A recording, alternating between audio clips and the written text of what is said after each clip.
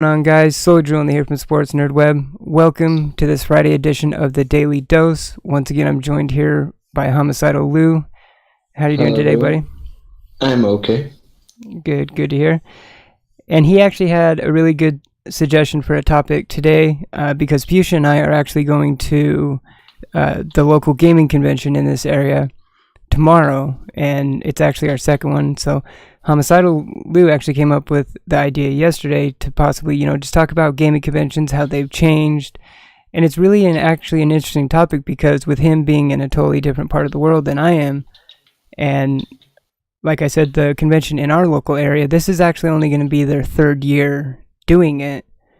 And like I said, it's our second year going. So I think it's a great idea for a topic. So getting right into it, what was the one that you were saying is kind of like the big one in your part of the world? The biggest gaming convention we've got in the UK at the moment is called Insomnia. Basically it goes up in numbers, so you would have Insomnia, for example, Insomnia 60, 61, 62, and they'll just keep going up in numbers. So since they're that high on a number, then though, how how often do they have it? That's not like that's not like a once a Um, year kind of thing.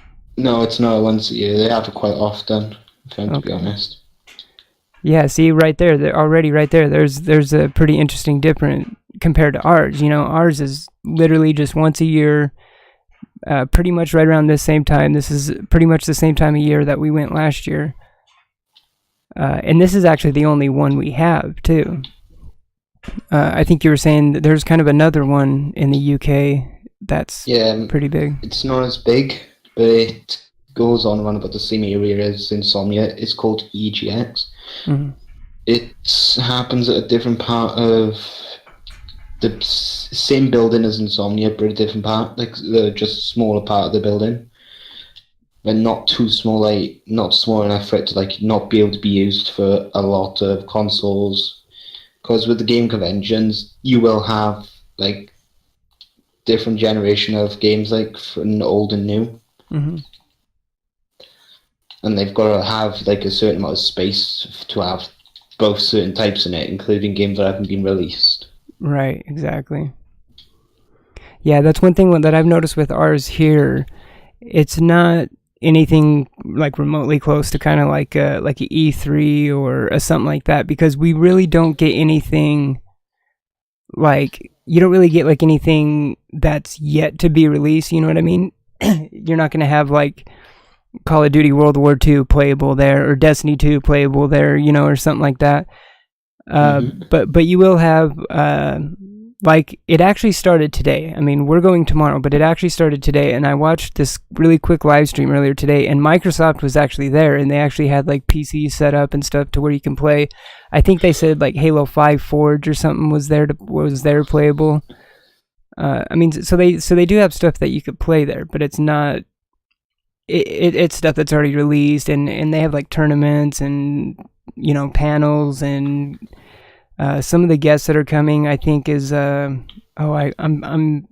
can't remember her name right now, but it's the voice actress that did some of the voice work for like the Mass Effect series, and I mean, so there is like some kind of like industry celebrities and stuff like that.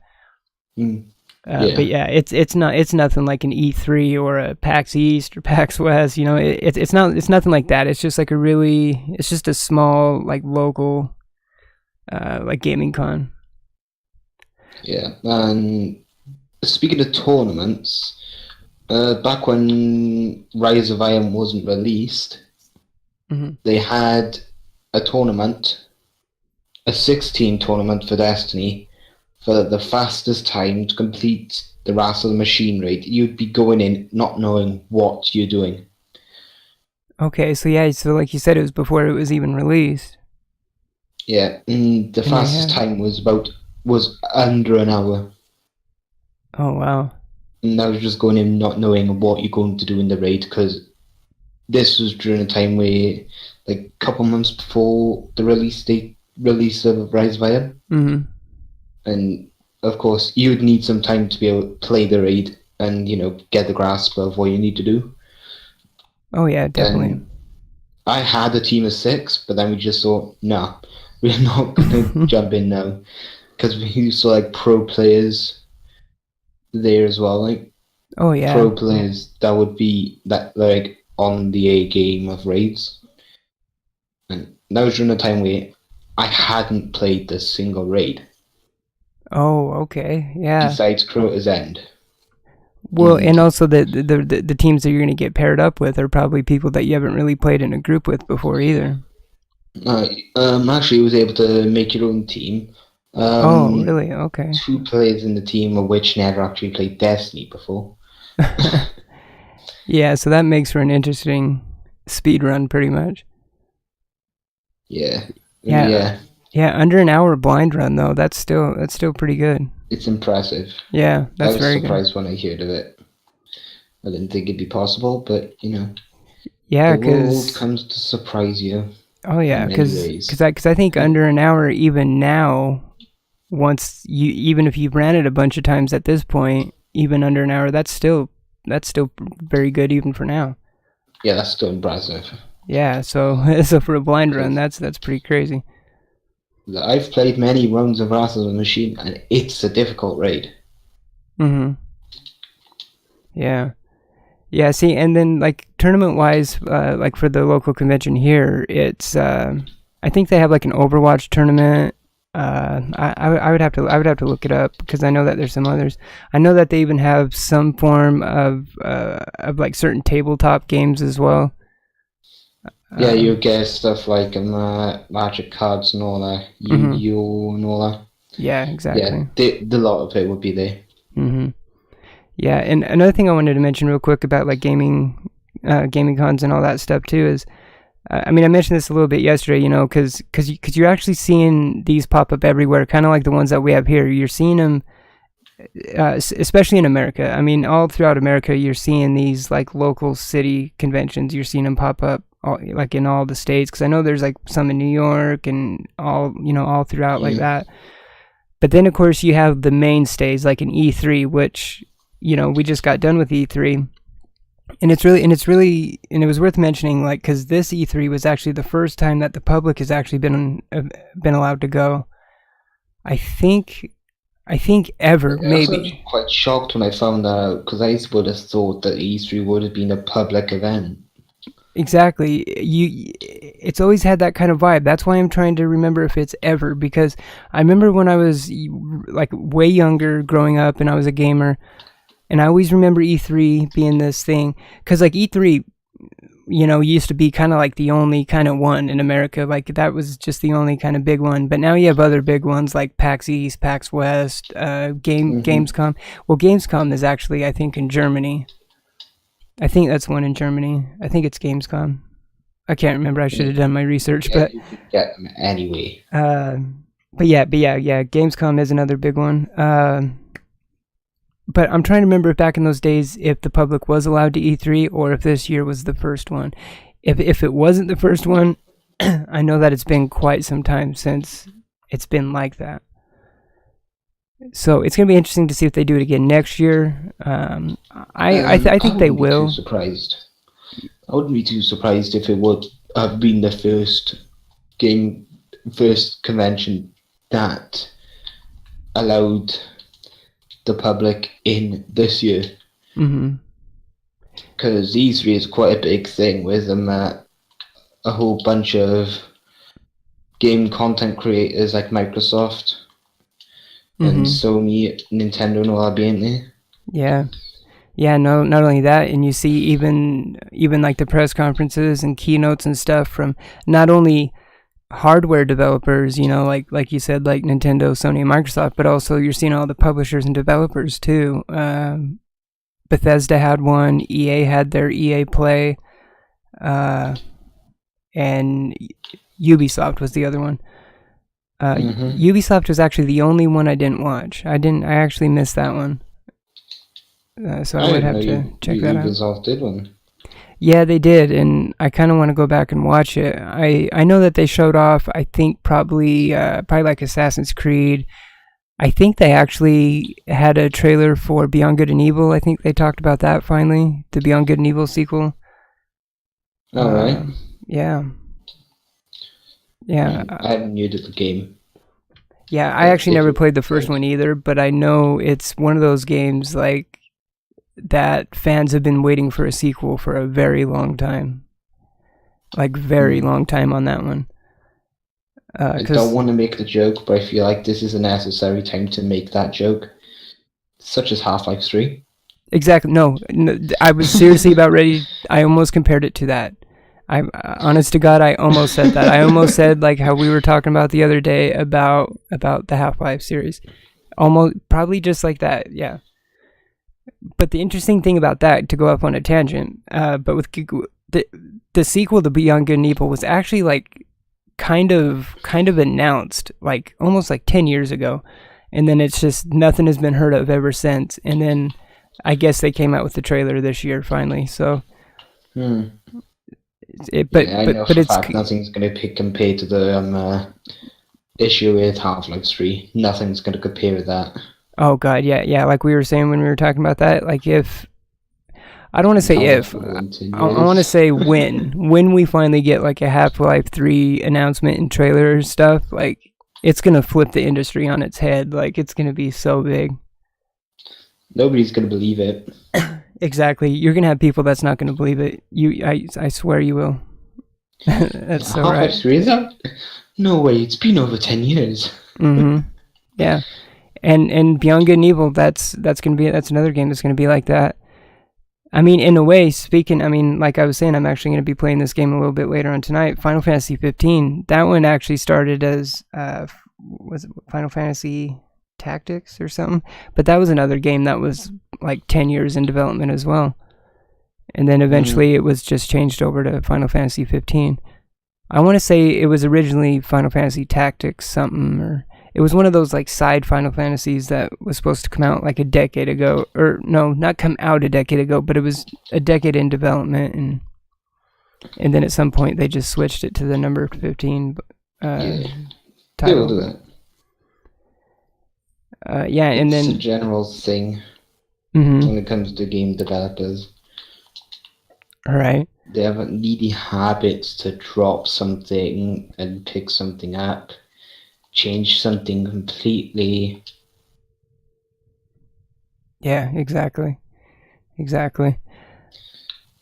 Yeah, so was there anything else you wanted to add as far as like conventions and stuff? There will be a I don't know if you have this in the US, but they will, like, in the UK we do have like stuff like competitions for cosplays in a game convention as well. Mm-hmm. Yeah, there's actually going to be cosplay contests at the one we're going to tomorrow as well. Yeah, we have Ooh. those here. Yeah, I mean, I wasn't too sure because we been the Welsh guy. Oh no, I'm sure pretty much every gaming and Comic-Con convention, all that's going to have a lot of cosplay. You're going to have that pretty much at everyone, I'm sure. Even like here, like I was saying, how there's all these ones popping up all over the country now, like at all the like the individual cities. I'm sure all of them probably have them. Even last year, one of the like industry celebrity kind of people was actually like a famous cosplayer. I can't remember her name, but she's pretty well known in the cosplay scene. And it's actually really interesting for our local convention. It was actually picked up kind of at the end of it last year. It was picked up by the local company that like kind of puts on our local Comic-Con, which our Comic-Con has been a big deal here the last few years, and it's gotten huge. So I'm really interested to see how big the gaming convention is this year, because like I said, it's only its third year. It's our second going, and this is going to be the first year since that company is putting it on now. So I have a feeling it's going to be a lot bigger than it was last year. Yeah, I don't know about you, but I'd love to do a bit of cosplay in my next gaming convention. I know. I was telling Fuchsia that like that we should cosplay to it or something, but it's kind of just I don't know. I don't think we really have enough time to really get anything ready or anything like that. But I mean, we did buy our tickets for this like maybe a little over a week ago, something like that, like week and a half ago. But I didn't really think of cosplaying or doing anything like that until literally like yesterday or today. Like it kind of the idea kind of hit me like that, like that'd be funny if we did it. Yeah, I mean, I already have my next cosplay set out for definite. Yeah, we actually have our local area. Our Comic-Con is actually this fall, so maybe we'll get something. Yeah. We'll get something ready there. Hey, Kyle, what's going on? Kyle's in the chat. We're actually recording our Daily Dose segment for the day, the little show that we do Monday through Friday at the beginning of every stream, where we take a topic and discuss it, and joined with Homicidal Lou. But yeah, I think that's pretty much it for this one. Was there anything else you wanted to add? Not that I can remember, but if you hope for it, you might get a chance to exclusively see Destiny 2. That'd be awesome if there is some stuff there that's not out yet, you know. So, I do want to mention this. Stay tuned to the Soldier and Future Only Show podcast on Sunday, where we'll talk about it. Kyle in chat, Assassin's Creed. That would be awesome. That would be so awesome if Assassin's Creed was there. I was actually just today when I was waiting for Fuchsia to get out of work, I was reading the Assassin's Creed article in the recent Game Informer, and I'm getting pretty hyped for that one. I'm getting really hyped for that one, actually. Yeah, I think that one's going to be good. Yeah, I'm not too much of a fan of Assassin's Creed. I do like the game, but, you know, I wouldn't, play it a lot. Like, something like one and done. Yeah, it is kind of one of those. Most of them are kind of like that. Like, once you play it and kind of get through, like, if you get through, like, the main quest and stuff. The one I will say, though, that I put a lot of time into back in the day was Black Flag. That one, I think that one you would probably play quite a bit. Because there is a lot of stuff to do in that one. Yeah, I like things that keep me busy, on my toes. Mm-hmm. Yeah. Me and my buddy was both playing that, like, on the same, like, account. Like, sometimes he would play, sometimes I would play, and we got really close to 100%ing it, and that's what we were going for at the time. I don't think we ever got to it, but... So, yeah. But, alright, that's going to do it for this edition of the Daily Dose. If you're watching this on YouTube later, hit that thumbs up button. If you like the video, sub to the channel for more content. And as always, Homicidal Lou is also a streamer, so I'll have links to his channels in the description down below. So be sure to check him out and drop him a follow. And we'll see you Monday for the next edition. Cheers.